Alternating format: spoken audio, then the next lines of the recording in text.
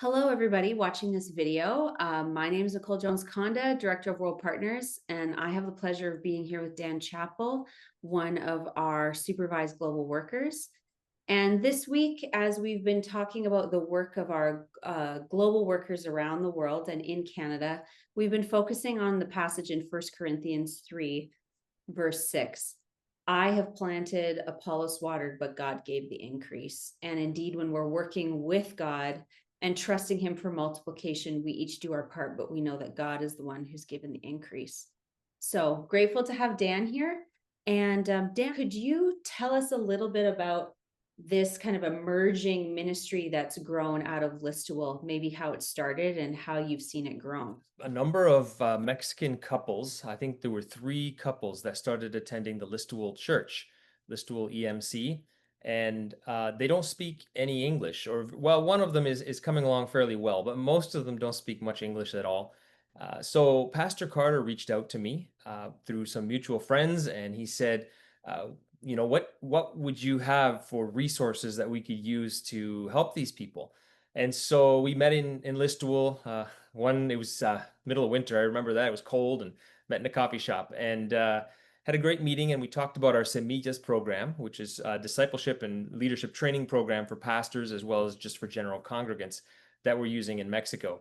And we talked about different options. And then a little while after that, we attended the church to meet the three couples. And so what they were doing at that time was they would sit through the service and then they would gather afterwards in a side room and then talk about it and try to figure out what they had each understood about the service and try to piece it together that way and see what they could get out of it. Shortly after that, they asked if it would be possible to start a Spanish service. So it came from them. They had a heart to do a service once a month in Spanish. So we began on the last Sunday of every month. It was in July, I believe, of last year, 2024, that we held our first formal service. We had already begun doing our Semillas discipleship classes with them and doing a lot of other things, counseling and those kinds of just being around and getting to know the community. And little by little, the group started to grow. Once we started doing Spanish services, people came from all over the place that we didn't know, we didn't have contact with. They just heard about this somehow through social media or different means. So the group began to grow, and now we have a good sized group there. I don't know what our attendance would be, but now we probably average between 30 and 40 people on a Sunday, on the last Sunday of every month. And we're starting a second Semillas group. We've done some baptisms. We've baptized 4 people this year, and we're looking at starting 2 services a month sometime in the very near future, hopefully in the new year. We'll be starting to do 2 services a month. And the dream of the Mexican leadership, these three couples are now our leadership team. And there's one other lady who's on this team as well. Her husband's not a believer, so she has difficulty being as involved as we would like. But she's a key part. She's our worship leader as well in the church.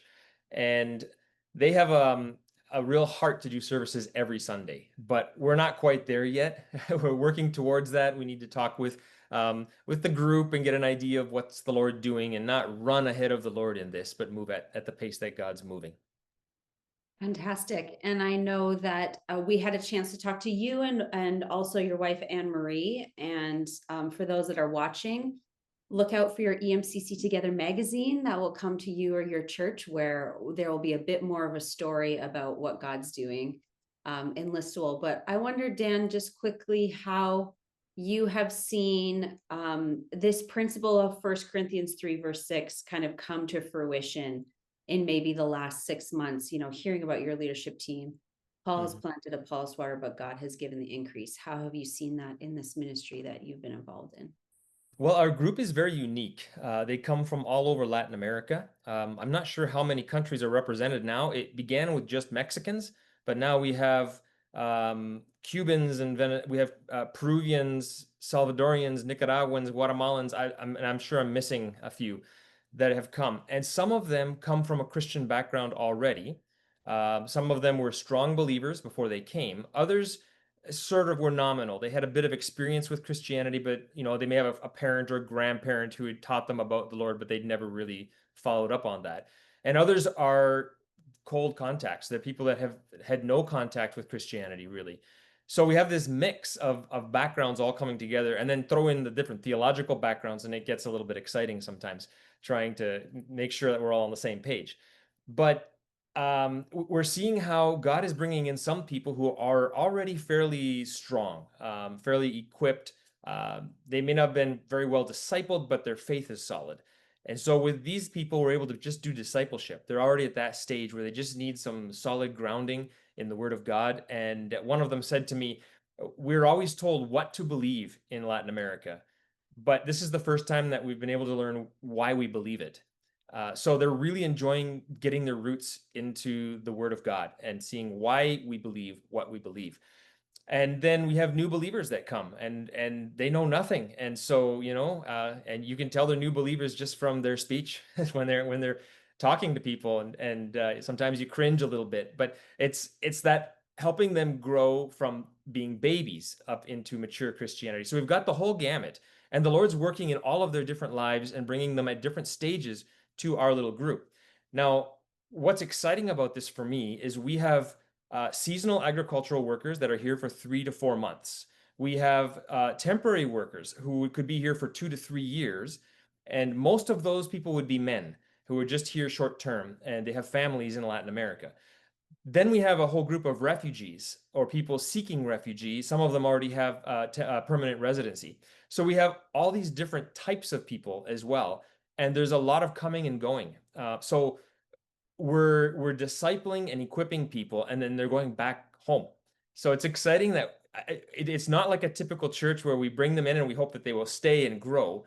We do hope for that. We have a core group that is staying and growing, but there are others who we are discipling, and our hope is that they will go home and take that with them and begin to disciple their own families or become a strong help in their local church where they are. Or if there isn't a church, maybe they can begin one.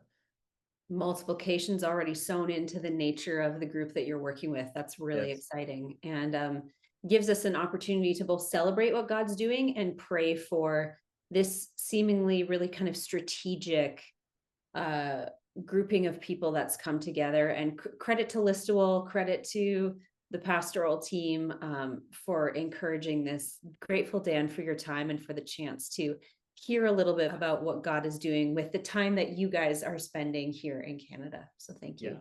Well, thank you. And it's an honor to have the churches praying for us and supporting us in this ministry to make it possible.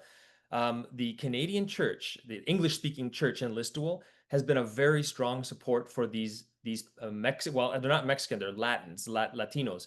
And so I want to encourage the other churches that reaching out to these communities is a huge ministry. They're desperate for a community that they can call home. People who can help them find their way in a country, in a culture, in a legal system that they don't understand. And so there are several couples, 3 or 4 in particular, that have come alongside the Mexicans and really been a strong support for them. They've helped them get licenses and housing and cars and jobs, and they're inviting them over all the time for a backyard bonfire or for Christmas or for this and that. They call them their grandparents now. So that is a really important role. So I would just encourage churches to really do that, build those relationships, allow these people. It might be a little bit uncomfortable sometimes because you don't understand each other and you can't speak the same language and different culture. And often they use AI to communicate, and it gets all messed up, and you could easily be offended when they didn't mean to offend. But that's so key. It's these people from the English church building into the Latinos that has really helped this group come along.